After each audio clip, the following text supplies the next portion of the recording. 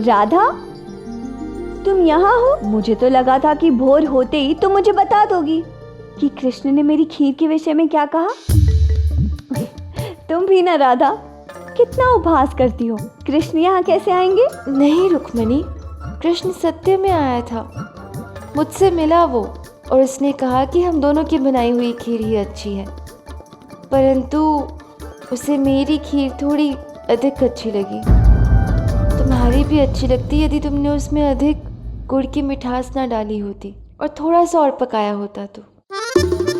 और हाँ, तुमने उसमें इलायची भी डाली थी, उसकी मात्रा अधिक थी। हाँ, सही कहा। मैंने बिल्कुल ऐसा ही किया था। किंतु तुम तो वहाँ थी ही नहीं, तो तुम्हें कैसे पता? बताया तो, कृष्ण ने बताया ये सब। ये कैसे संभव है? हाँ, कहीं तुमने ही तो मेरी खीर नहीं चखी। राधा, मुझे मूर्ख मत बनाना। नहीं रुक्मिणी, तुम मुझ पर संदेह कर रही हो। नहीं, ऐसी बात नहीं है। तो विश्वास करो, कृष्ण सत्य में मुझे मिला था और उसने स्वयं खीर खाकर मुझे बताया। देखना, जब तुम कृष्ण से वैसा प्रेम करने लगोगी ना, जैसा प्रेम मेरे मन में है, तो तुम उससे कहीं भी कभी भी मिल सकती हो। इससे कोई अंतर नहीं पड़ता कि तुम्हारे और कृष्ण में कितना अंतर है। महत्वपूर्ण ये है कि कृष्ण तुम्हारे हृदय के कितने समीप है। फिर देखना, तुम भी एक दिन कृष्ण से कभी भी कहीं भी मिल पाओगी।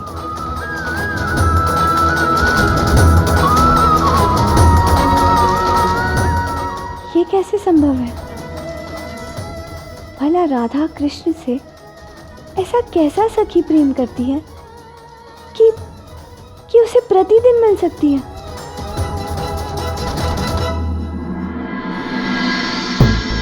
राधा, राधा, राधा।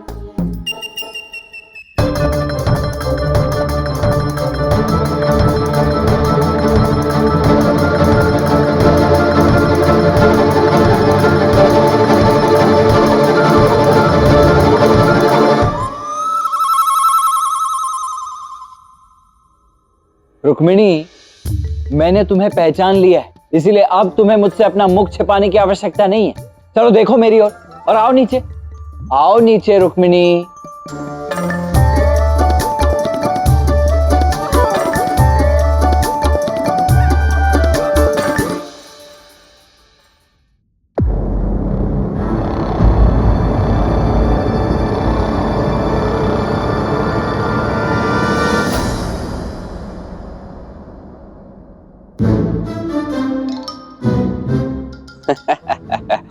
मैंने आपको चेताया भी था दाऊ, किंतु आप नहीं माने। अब देखिए क्या होता है। दाऊ, आप यहाँ? हाँ, क्यों नहीं आ सकता? नहीं, आप ही का तो घर है, कभी भी आ सकते हैं। चलिए ना, भीतर चल के बात करते हैं। हाँ दाऊ, चलिए ना, आपको बहुत सी बातें बतानी। एक्शन। दाऊ। राधा, एक्शन। अभी भी समय है दाऊ, रुक जाइए। राधा और रुक्मिणी आपको चेता रहे हैं, रुक जाइए। रुक्मिणी, पहले तो तुम मुझे ये बताओ कि तुम ये क्या पहनकर घूम रही हो? तुम राधा की यहाँ आई हो, अब तक तो तुम्हें सर्वश्रेष्ठ श्रृंगार सीख जाना चाहिए था, और तुम हो कि ये कितने साधारण वस्त्र, ना कोई आभूषण, ना कोई श्रृंगार। क्या है ये सब? भूल गई तुम कि तुम विदर्भ की राजकुमारी हो, राजकुमारी।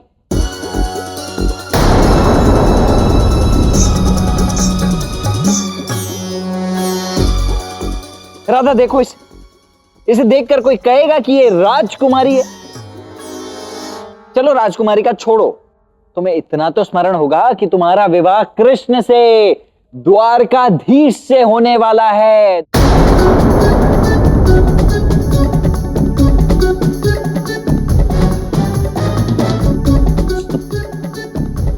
दावा, आपको ना अनुमान भी नहीं है कि अपने ही शब्दों के उस जाल में आप ऐसे उलझ गए हो कि उससे सुलझना असंभव है। रुक्मिणी, तुम्हें इस बात का ध्यान रखना चाहिए। कैसे वस्त्र पहनकर घूम रही हो तुम? हाँ, मुझे तो पहले से ही ज्ञात हो गया था कि आप एक राजकुमारी हैं। क्यों कुटिला? बिल्कुल, आपका तो राजसी स्वागत होना चाहिए बरसाना में।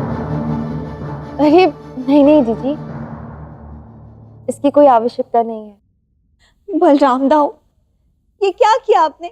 मैं यहाँ छुप कर रहने की योजना बनाई थी कि मैं कृष्ण के विषय में सब कुछ जान सकूं, और आपने मेरी योजना पर पानी फेर दिया, सब कुछ बता दिया। अब मैं कृष्ण के विषय में कैसे जानूंगी? हाँ दा, ये आपने बिल्कुल ठीक नहीं किया। नहीं, वो राधा तो सुनो तो, राधा। देखा आयन, कृष्ण का विवाह विदर्भ की राजकुमारी से होने जा रहा है। कुटिला, यदि तुम चाहो तो इस अवसर और इस जानकारी का बहुत अच्छा उपयोग कर सकती हो। मैं क्यों ना चाहूंगी भला? राधा को आहत करने एक भी अवसर मैं नहीं छोड़ूंगी। अब देखना राधा, मैं क्या करती हूँ। राधा सुनो तो, राधा सुनो तो सही, मैं क्या रहा हूँ।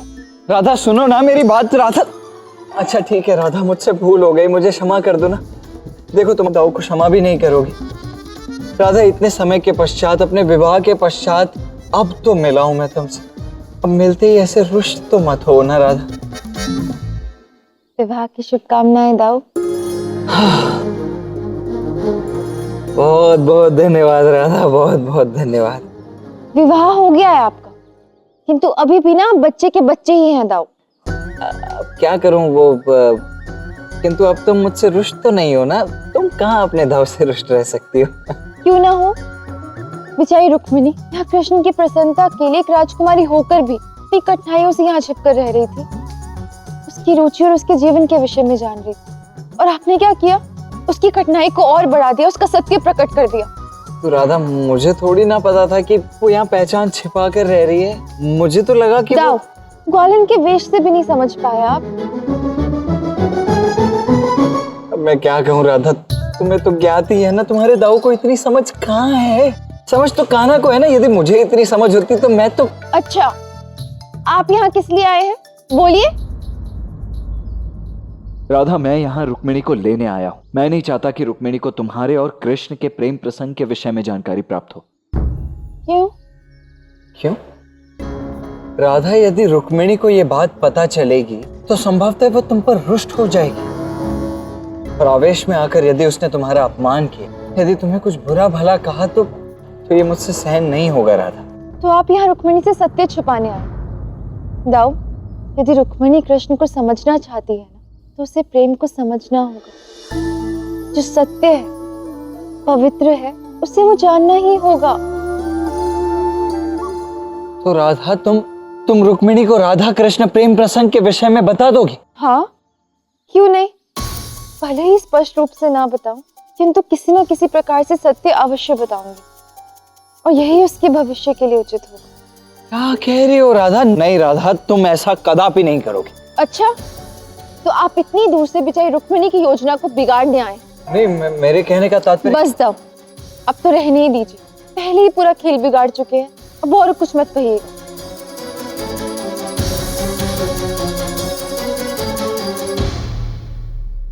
वहां रुक्मिणी और यहाँ राधा, दोनों ही रुष्ट हो गई हैं मुझसे। कदाचित तुमने उचित ही कहा था कान्हा, मुझे यहाँ आना ही नहीं चाहिए था। अरे फिर भी इस बार 3 बार चेताया था मैंने, सुनना तो है नहीं। अब देखिए ना कितनी बुरी तरह फंसे हैं आप। जितना निकलने का प्रयास करोगे उतनी और बुरी तरह फंस जाओगे। मुझे क्या है, मैं तो इस मनोरंजन का आनंद लूंगा परिपूर्ण रूप से।